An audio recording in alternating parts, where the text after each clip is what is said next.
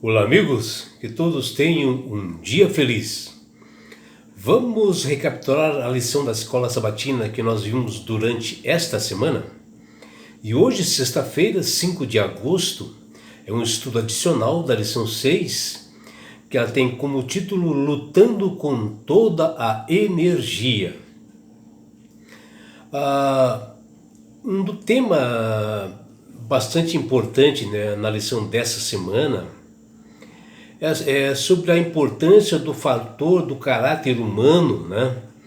Da nossa necessidade de transformar a nossa vida com perseverança ao lado de Jesus, buscando lutar com todas as nossas forças e as nossas energias para que o Evangelho possa alcançar o maior número de pessoas possível.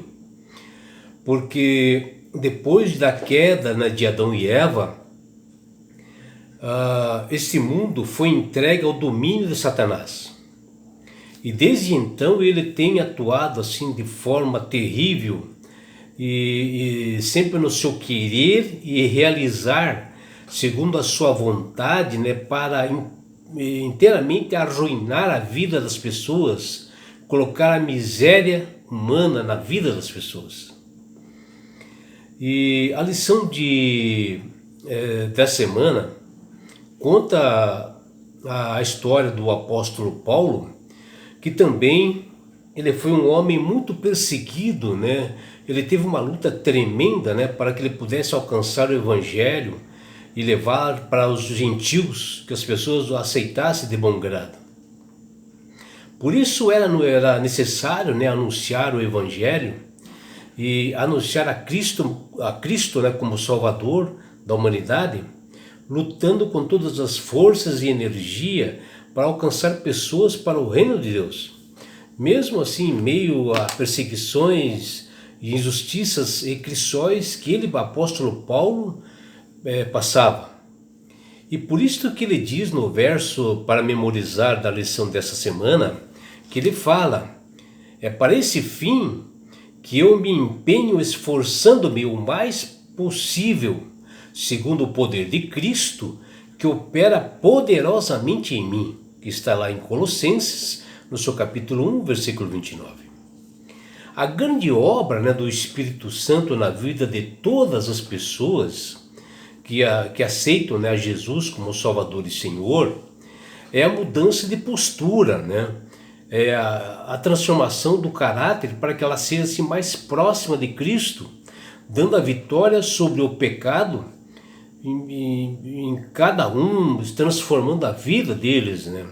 E faz com que as pessoas se desenvolvam, né, e passam a adquirir dons e talentos e um crescimento espiritual assim contínuo.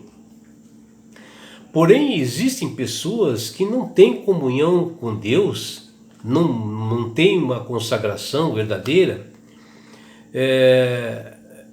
e às vezes ela tem assim uma leitura equivocada sobre o Espírito Santo, sobre esta pessoa, essa terceira pessoa da Trindade, achando que essa ação do Espírito Santo ela é automática, natural, que não exige nenhum esforço da parte de cada pessoa. E isso está totalmente errado. O que nós temos visto, né, ultimamente, né, que muitos cristãos têm uma visão prevenida contra o legalismo, né, que partem iradamente para o outro extremo, né, achando que Deus faz tudo e nós não requer lutas, não requer esforços, não requer energia, e isso está errado.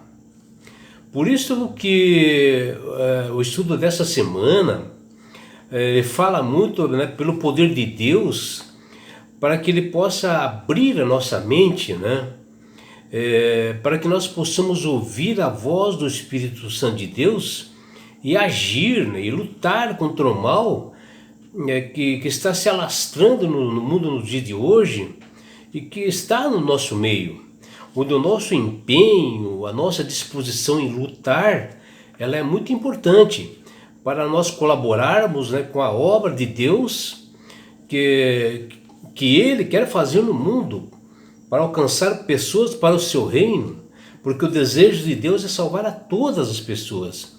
E isto exige de nós assim, um esforço tremendo, físico também.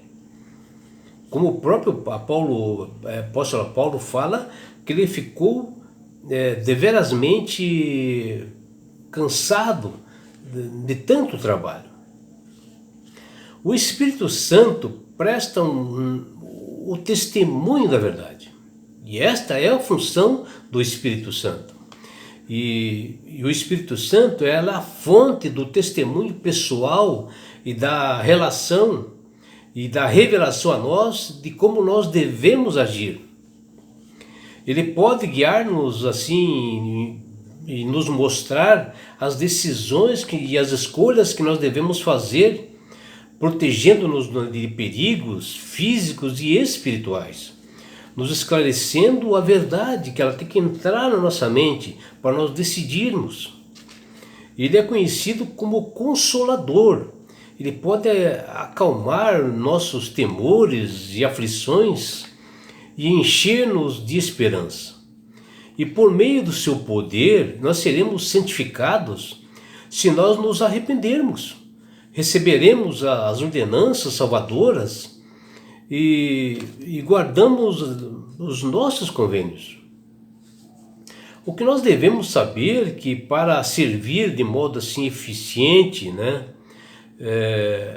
como portadores do sacerdócio real, é essencial ouvir e seguir os sussurros do Espírito Santo na nossa vida, nos nossos ouvidos.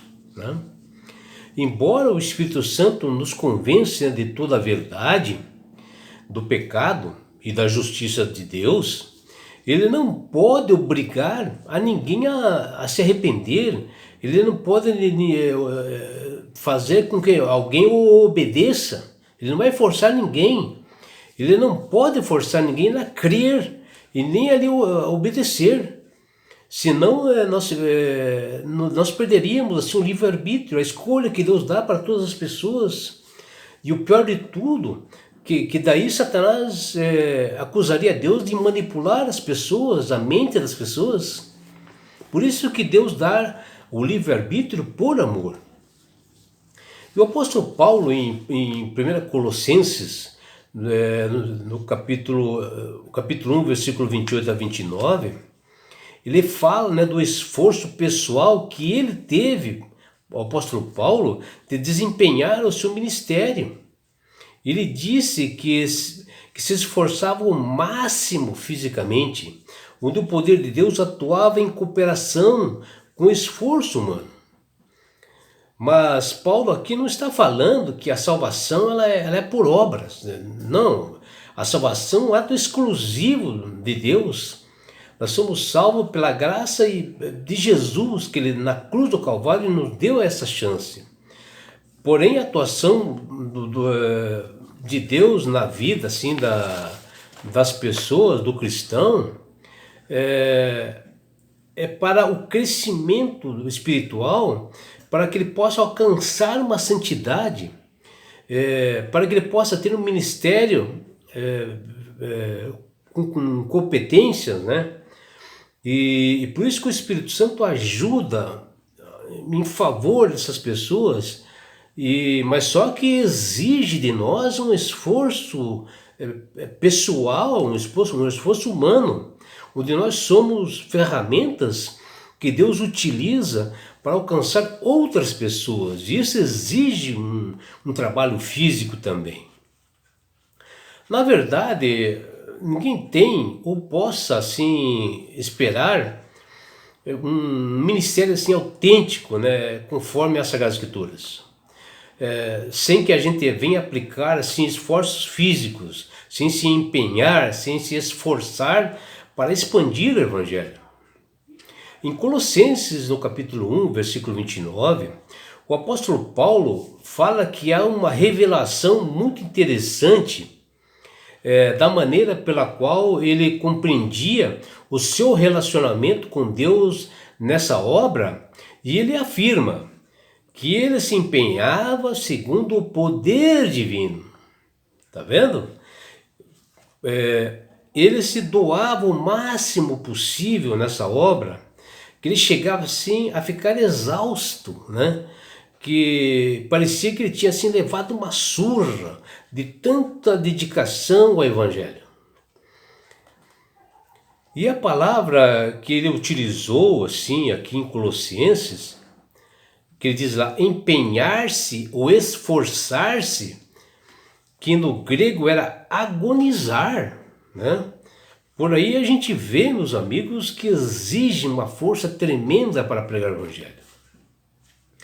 E um dos maiores inimigos assim de nossa vontade são os sentimentos. E hoje, nesse tempo em que nós vivemos, né, em uma pandemia na saúde pública e um pandemônio que ocorre na política mundial, e um grande momento assim de adaptações, lutas, né, em nossa vida física, emocional e espiritual, nós temos que nos cuidar com um dos maiores inimigos da nossa vontade, que são os sentimentos. E temos que estar atentos, né, para não tomarmos decisões erradas em decorrência de sentimentos. Hoje somos muito bombardeados assim na TV, nos celulares, notebooks, com músicas, né, que na maioria das vezes só servem para perversão, para fins maus, né, para levarmos para nós ou para o caminho do mal, e se torna assim como assim poderes sedutores que invadem a nossa mente, a nossa vida, quando acrescidas assim de imagens, né, que apelam para os nossos sentimentos, desencadeando-se emoções desenfreadas, que ali ocorrem ira, ocorre o medo, ou talvez a necessidade de luxúria, sem que nós possamos perceber. E eis que de repente assim nós já estamos se cantarolando aquela música que nós ouvimos, que vai entorpecendo assim a nossa mente, a nossa sensibilidade e acabando com a nossa parte espiritual. Por isto que a Bíblia diz, enganoso é o coração, mais que todas as coisas. Está lá em Jeremias, no seu capítulo 17, versículo 9. E a Bíblia está cheia de exemplos bíblicos, né, que as pessoas caíram devido às escolhas, né, por sentimentos. Um bom exemplo para todos nós é Adão e Eva. Quando o pecado entrou no mundo, é porque eles viram um fruto proibido, que ele era bom para comer, era saudável, eles estavam com um sentimento de sabor, né, que era agradável o aspecto para eles. E eles comeram e pecaram. Que está lá em Gênesis, capítulo 3, versículo 6. Um outro exemplo é Davi, que certo dia, ao estar passeando assim no seu palácio, ao longe assim ele viu uma mulher nua e pelo sentimento ele já desejou aquela mulher. E ele mandou os seus soldados buscá-la. E ali, meus amigos, ele adulterou, ele matou o esposo dessa mulher, que a chamava Batseba. Ele acabou tirando a vida de Urias, um dos seus melhores soldados. Aí vocês veem, né, o que é, às vezes, os sentimentos, eles estarem acima da razão. E Pedro, ele foi repreendido também pelo apóstolo Paulo, porque ele tinha um sentimento que a salvação ela era só para os judeus. E por isso que a razão ela nos ajuda a refinar os sentimentos. Você vai perguntar para mim, os sentimentos são importantes? Claro que eles são muito importantes, mas não podemos fazer com que os sentimentos eles suplantem, ou seja, estejam acima da razão. E Jesus, por conhecer os pensamentos, né, e os comportamentos, né, que estavam contribuindo para a imoralidade, né, da época, ele fala algo radical para seus discípulos quando ele diz: se o teu olho direito leva você a tropeçar, arranque-o e jogue-o fora, pois é preferível você perder uma parte do seu corpo do que ter o corpo inteiro lançado no inferno, que está lá em Mateus, no seu capítulo 5, versículo 29. Jesus aqui, ele se utiliza assim de uma hipérbole, um exagero radical e bastante assim intencional, para alertar, para chocar os seus ouvintes, para chocar os seus discípulos, com o propósito de salientar um ponto de vista dos cristãos que estavam cometendo pecados graves, que se encontravam no meio da sociedade da época. Principalmente a promiscuidade, o desejo, né, sexual, a parte sexual, no qual, né, os olhos, né, eles são porta de entrada para todas as perspectivas pecaminosas. Ao nós olharmos, nós já imaginamos as coisas, temos sentidos para isso. E a mão representa a concretização de uma ação moral, mostrando assim o requisito vital do discipulado de nós desviarmos desse mal. Senão será comprometida a nossa salvação.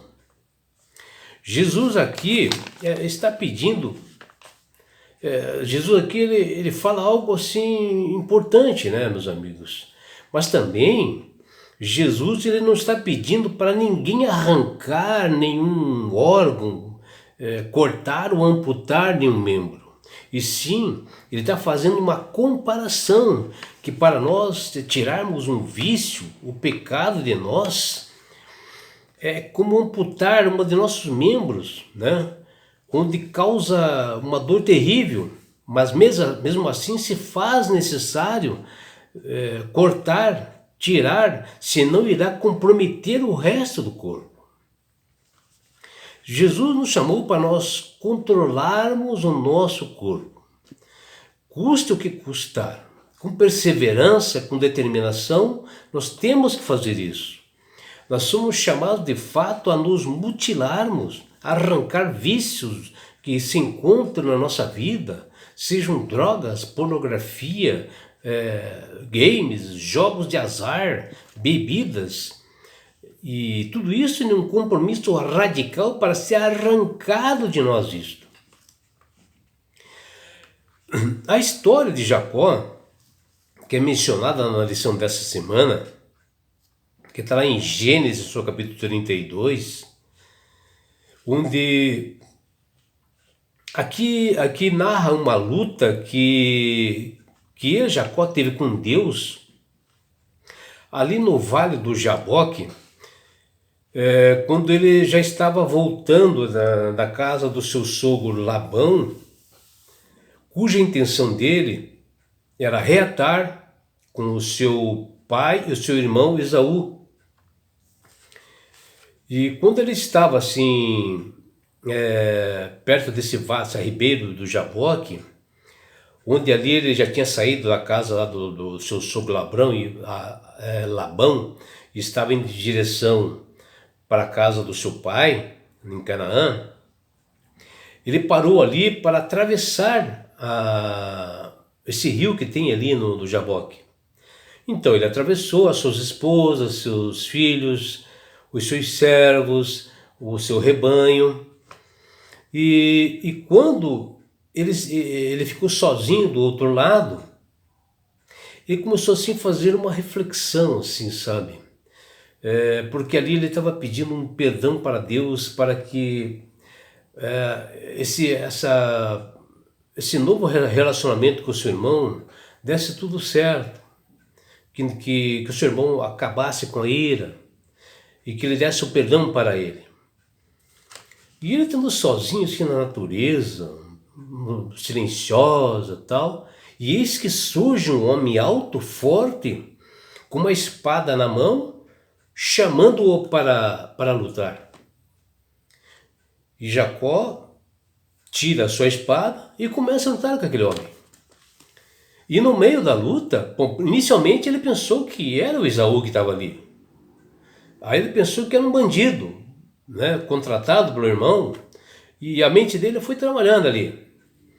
E ele, quando ele estava assim, lutando, começou a notar as diferenças. E viu que ele era um anjo que estava lutando com ele. Um anjo forte. E simplesmente, meu amigo, ele estava lutando com Jesus. E a luta, ela passou de um dia para o outro. E continuou lutando. E o Jacó já estava exausto, cansado, né? Até que o anjo fere a sua coxa e ele desloca o quadril. Mas mesmo assim, ele se agarra nos braços de Jesus e diz para ele que ele não o deixaria se ele não o abençoasse. Veja que perseverança, né, meu? Exemplo de perseverança. E aqui essa mensagem é para nós. Nós temos que ser perseverantes ao nós fazermos pedidos para Deus. Com fé, com esperança, com perseverança, insistir, meio diante das aflições, de dores, né? Como Jacó estava com dor ali, mas ele continuou a pedir que Jesus o abençoasse. E aconteceu as bênçãos para ele. E aqui essa mensagem que nós queremos nos salvar é uma das coisas que nós devemos agregar na nossa vida. Chama-se perseverança. Onde o Mestre Jesus, quando esteve entre nós, ele disse: aquele que perseverar até o fim, este será salvo. Por isso a importância de nós estar presente assim na nossa vida de cristão, a perseverança. E Jacó é esse exemplo para nós, né?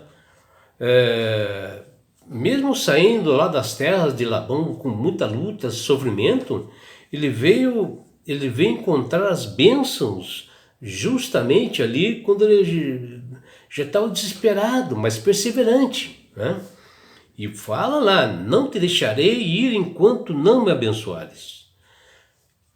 E o lindo aqui, né, que ele se agarra nos braços daquele anjo, Jesus, mostrando assim perseverança, fé e determinação.